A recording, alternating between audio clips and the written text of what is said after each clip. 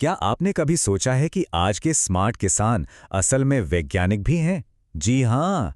आज के इस विश्लेषण में हम मध्य प्रदेश बोर्ड के 2025-26 सत्र के लिए कक्षा 11वीं के कृषि विज्ञान के सिलेबस को पूरी तरह से डिकोड करने वाले हैं। खेती अब सिर्फ एक पारंपरिक काम नहीं रहा, बल्कि ये एक हाई-टेक साइंस बन चुका है। तो चलिए देखते हैं कि कल के आधुनिक किसानों को आज क्या-क्या सीखना होगा। एक नज़र आज के इस रोड मैप पर डाल लेते हैं। हम कृषि भौतिकी से शुरुआत करेंगे, जिसमें हमारा खास फोकस घर्षण पर होगा। इसके बाद हम कृषि रसायन, जीव विज्ञान को समझेंगे और अंत में देखेंगे कि तकनीक और गणित किस तरह से कृषि की दुनिया को बदल रहे हैं। तो सबसे पहले बात करते हैं 2025-26 के इस सिलेबस के बेसिक इंट्रोडक्शन की। देखिए, स्क्रीन पर जो आधिकारिक डॉक्यूमेंट है ना, वो कोई आम लिस्ट नहीं है जिसे बस रट लिया जाए। सच कहूं तो ये भविष्य की खेती का एक पूरा ब्लूप्रिंट है। इसमें जानबूझकर भौतिकी, रसायन विज्ञान, जीव विज्ञान और गणित को एक साथ पिरोया गया है ताकि इनका सीधा इस्तेमाल कृषि में किया जा सके। अब यहाँ एक बड़ा सवाल उठता है, आखिर एक सफल और आधुनिक किसान को गुरुत्वाकर्षण या परमाणु संरचना जैसे मुश्किल सिद्धांतों को पढ़ने की क्या जरूरत है? मतलब खेती में इनका क्या काम? इसी दिलचस्प सवाल का जवाब तो हमें आगे मिलने वाला है। चलिए सिलेबस के खंड अ यानी कृषि भौतिकी की तरफ बढ़ते हैं। इस हिस्से में हम ब्रह्मांड के उन बुनियादी नियमों को देखते हैं जो रोजाना खेतों में लागू होते हैं, जैसे कि पदार्थों के गुण, वायुमंडलीय दबाव, गुरुत्वाकर्षण और ऊष्मा। साथ ही उत्तोलक और घिरनी जैसी सरल मशीनें भी इसमें शामिल हैं। जरा सोचिए, आज जो हम खेतों में विशाल हार्वेस्टिंग मशीनें देखते हैं ना, वो इन्हीं बेसिक सिद्धांतों पर तो काम करती हैं। और अब आता है हमारा सबसे खास टॉपिक, इकाई 2, जो पूरी तरह से घर्षण यानी फ्रिक्शन पर केंद्रित है। देखिए, कृषि के कामों में चाहे वो भारी मशीनें चलाना हो या मिट्टी की जुताई करना, घर्षण का रोल बहुत अहम होता है। इस यूनिट में घर्षण के हर एक पहलू को गहराई से समझाया गया है। घर्षण की सटीक परिभाषा क्या है, इसके प्रकार क्या हैं, घर्षण के नियम, यहाँ तक कि घर्षण कोण, विराम कोण और घर्षण गुणांक जैसे कॉन्सेप्ट्स भी इसमें शामिल हैं। क्षैतिज और नत समतल पर इन बलों को कैसे मापा जाए, ये सब इसलिए सिखाया जाता है ताकि किताबी ज्ञान को असल दुनिया में अप्लाई किया जा सके। तो सबसे मजेदार बात यह है कि यह सिलेबस सिर्फ थ्योरी तक सीमित नहीं रहता। नियम और गुणांक जैसे भारी भरकम टॉपिक्स पढ़ने के बाद उनका रोजमर्रा की जिंदगी और खास तौर पर कृषि में क्या इस्तेमाल है, यह पढ़ना बिल्कुल अनिवार्य है। थ्योरी और प्रैक्टिकल का एकदम परफेक्ट बैलेंस है ये। उदाहरण के लिए, खेतों की गीली मिट्टी में ट्रैक्टर के टायरों को फिसलने से कैसे रोका जाए? जाहिर है, घर्षण बढ़ाकर, या फिर मशीनों के पुर्जों को जल्दी घिसने से कैसे बचाया जाए, घर्षण को कम करके। छात्रों को घर्षण के फायदे, नुकसान और इसे कंट्रोल करने के तरीके सीखने होते हैं। ये फिजिक्स का ऐसा सीधा इस्तेमाल है जो किसानों की रोज की मुश्किलें हल करता है। खैर, भौतिक बलों की बात हो गई। अब थोड़ा गैर बदलते हैं और खंड ब यानी कृषि रसायन विज्ञान के साथ मॉलिक्यूलर लेवल पर चलते हैं।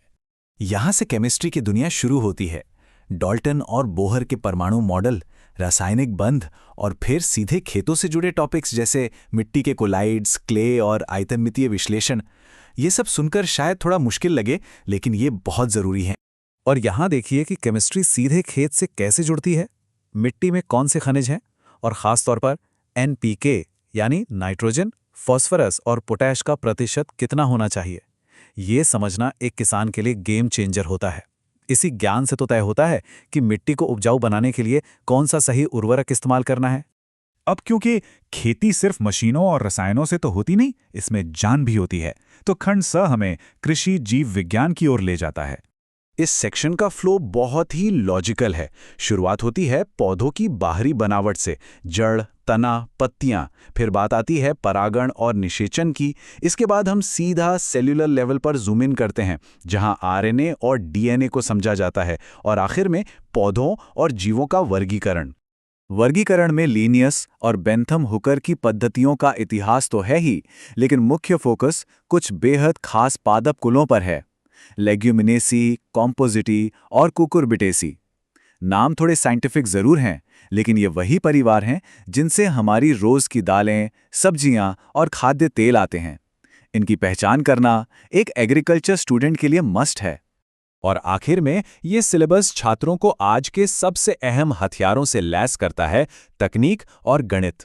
ये देखना सच में बहुत दिलचस्प है कि कंप्यूटर को एग्रीकल्चर में कैसे इंटीग्रेट किया गया है। कंप्यूटर हार्डवेयर के बेसिक पार्ट्स, एनालॉग और डिजिटल सिस्टम्स, MS वर्ड और यहां तक कि आधुनिक कृषि में इंटरनेट और मल्टीमीडिया का सीधा इस्तेमाल। आज के समय में बिना टेक के स्मार्ट फार्मिंग हो ही नहीं सकती। वहीं दूसरी तरफ गणितीय अनुभाग कैलकुलेशन को स्ट्रॉन्ग बनाता है। समांतर और गुणोत्तर श्रेणियां, 90 डिग्री तक की त्रिकोणमिति और सबसे खास बात वैदिक गणित। जी हाँ, खेतों या लैब में जब आपको फटाफट और सटीक कैलकुलेशन करनी हो तो वैदिक गणित के ये तरीके बहुत काम आते हैं। अब अगर आप सिलेबस के इन दोनों पन्नों को एक साथ देखें तो आपको अंदाजा होगा कि कक्षा 11 के एक कृषि विज्ञान के छात्र को कितना कुछ सीखना होता है। इसका दायरा सच में बहुत बड़ा है।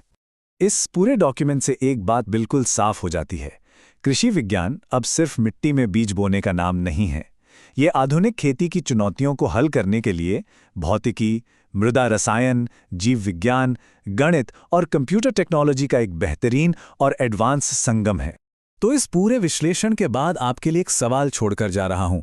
जरा सोचिए, जब कोई छात्र इतने व्यापक और अलग-अलग विषयों से जुड़े इस सिलेबस में पूरी तरह महारत हासिल कर लेगा, तो वो आने वाले समय में आधुनिक कृषि की तस्वीर को किस हद तक बदल कर रख देगा। जब विज्ञान के ये सभी पहलू एक साथ काम करते हैं तो खेती सिर्फ एक पेशा नहीं बल्कि इनोवेशन की मिसाल बन जाती है। इस दिलचस्प चर्चा में हमारे साथ जुड़े रहने के लिए आपका बहुत बहुत शुक्रिया।